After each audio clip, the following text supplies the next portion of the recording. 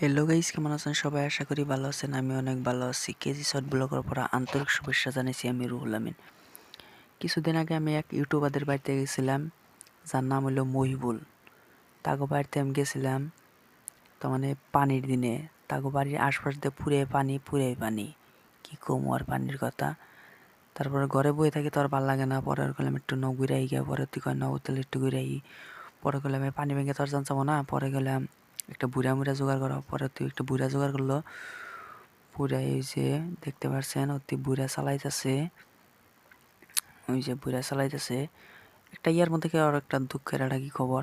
ওর call একটা YouTube channel আসাল, সেই ইউটিউবে 500 মতন সাবস্ক্রাইব আসাল, তারপরে 2 লাখের মতন ভিউজ গেছাল। এইটা বলে ব্যান হয়ে গেছে গা। ঠিক আছে, ব্যান হয়ে গেছে গা। ব্যান হয়েছে 15 তারিখ সকাল 6টা বাজায় ব্যান হয়ে গেছে গা। তারপরে ব্যান হয়ে গেছে, ওরকম আমি কইলাম কি এর জন্য ব্যান হইলো? তুই কয় ভিডিও আমি একটা আপলোড করছিলাম, সেই ভিডিও 2বার স্টেক মারছে, তারপরেও আবার ছাড়ছি, সেখানে ব্যান হয়েছে গা। আমি বললাম ভালো হয়েছে, ভিডিওটা তুমি তোমার 2বার স্টেক করছে না করা সত্ত্বেও তুমি কে এর ভিডিওটা আপলোড করলা। পরে যাই হোক, পরে আবার আইতাছি, গোরবার নিয়ে গেতাছি।